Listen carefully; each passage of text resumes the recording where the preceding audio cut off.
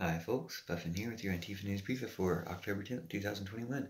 This is just a retelling of a story, or just some of my comments on a story that I got a little clip of on my channel. If you look below this video, or scroll down on my channel past this video, to a story about a man named Mullah Gafar.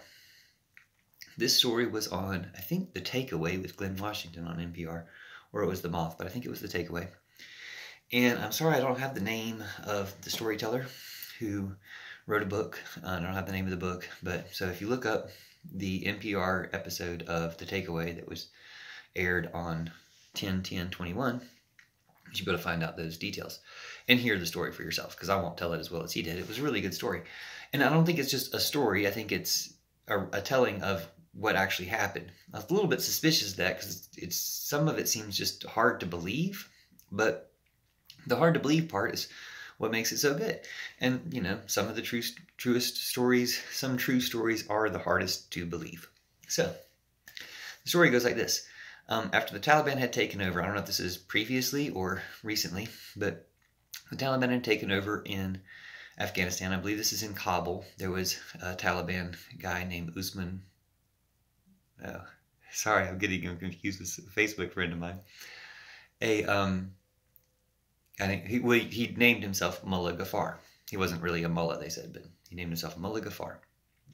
And he would stand in the roundabout and whip people, I guess, for doing wrong, or it was his job to enforce dress code that all women should be covered up completely. But he'd fallen in love with a girl in the neighborhood and had asked one of the two people in the story, hey, how do I get this girl to like me? And so they kind of had his confidence and were deciding what to do, because they didn't want to encourage him too much for liking the girl, but they didn't want to discourage him, because they said one alternative was he could just, with his Taliban powers or whatever, go into the girl's house and marry her. Just marry her off. I mean, just marry her away. Just straight marry her. And so they were afraid that he might go in and marry her. And so they wanted to kind of like coach him and kind of control the way he was thinking about stuff, manipulate him in some way. And so they told him things like, hey, city girls like guys with shorter hair.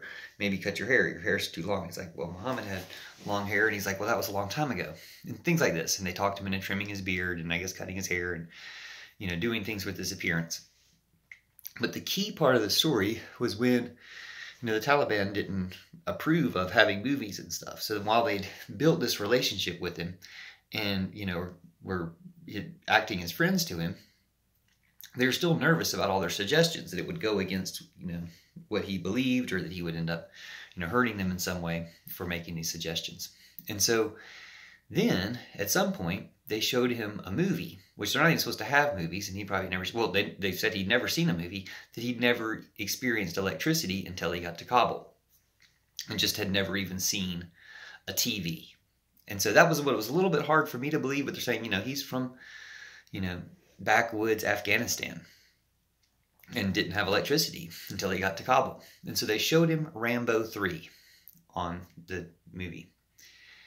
And he didn't understand. He's like, oh, the people are in the little box. And they're like, no, don't worry about that. We'll explain that later. And I guess they said after the movie, they explained it to him that he thought it was all real. He thought it was real, that it was really going on or something. He couldn't understand why they were in the little box. And that's what, again, it was a little bit hard to understand. Like, wouldn't somebody have even seen a cell phone or something to have these concepts instead of they're explaining it to a very primitive person, or a person who didn't have these experience of civilizations. Anyway, they said that he really got into it because it was Rambo 3. It was Rambo teams up with the Mujahideen, the Taliban, which is interesting in itself. I've never seen Rambo 3, but apparently Rambo 3 teams up with the Taliban because back in the 80s, America was funding and helping the Taliban. That's how they got there. It's all basically our fault. We need to repent and acknowledge our faults and try to make up for them. Do something good instead of something bad. Or you think about if we'd spent $1.5 trillion in Afghanistan, instead of spending that killing people and hurting people and doing bad things or even building security, they just gone around showing people TVs. What could they have done with that much money instead? So anyway, when this Taliban guy Mullah Gafar watches Rambo 3. Of course, he sides with Rambo, who's teaming up with the Mujahideen to fight the Russians, and he's like gets really excited when he kills a lot of Russians, and he's like, I want to go kill the remaining enemies, and was really into it. And then they explained to him it was a story, and he said he was really disappointed that it was just a story. Now, that being just a story and being really disappointing to me reminds me, well, I wonder if he questioned the Taliban, what the Taliban had said to him, that could be just a story, and that it might be disappointing in some way to be disillusioned with the Taliban, but ultimately would be, more fruitful and beneficial for him. But he even made the comment, I don't need to be doing this. I need to go back and get my nephews or my cousins from the village where they have no electricity, and show them more of the world. Now, the way the story ends, he doesn't end up going in and marrying the girl. It worked. Their plan worked. The guy disappeared 2 weeks later. I guess the idea is maybe he went back to his original village and enlightened his family. Or maybe he was killed by the Taliban for betraying their codes or something. I mean, they don't know what happened to him, but the story goes that he was gone and somebody else replaced him after that and was acting the way he had previously acted, just being vicious to people. The whole effect of the story on me is, of course, it reminds me of our Taliban in America, Trumpers. And how the Trumpers are often, backwoods kind of people. They just don't know what's going on in the world. They only know through the channels that they're getting their information from. And if they could just be exposed to something better and more real and good, then they could see through the lies that they've been sold.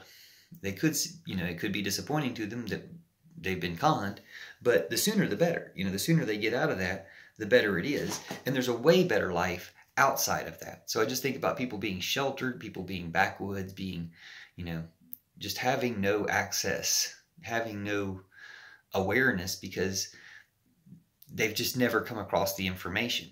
It seems like an extreme example. This guy's never come across a TV before, but it seems very similar to me. People have never come across good information or experiences with different kinds of people that they can have like a respectful conversation with them to understand what other people's lives are like. There's lots of ways to do it. You don't have to have conversations with other living people. You could just watch certain movies.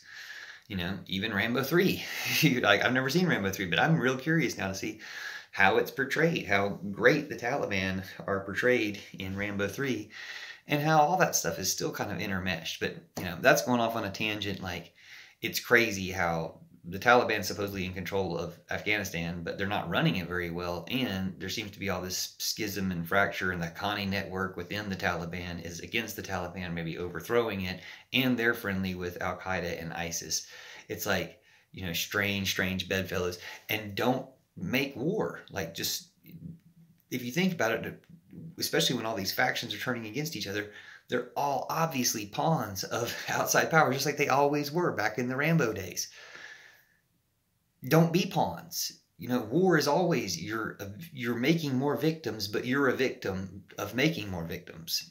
I heard about that. Some Americans in the Afghan war in the first place, killing retreating soldiers, and even some soldiers trying to stop that from happening, but the commander's not listening or saying, well, and it's all bad. And he rationalized it away many years later. There's one short clip of that on my channel, but it's all bad, and everyone else suffers from it, and all the people that got killed from it. It's like, stop having war. It's not a fair game. It's not a game. It's not even anything that we need to have anymore. War's obsolete. We've proven it doesn't work, so let's stop it and change the resources, change military over to green energy conversion and rescue squad to deal with climate change, climate catastrophe that we've brought upon ourselves.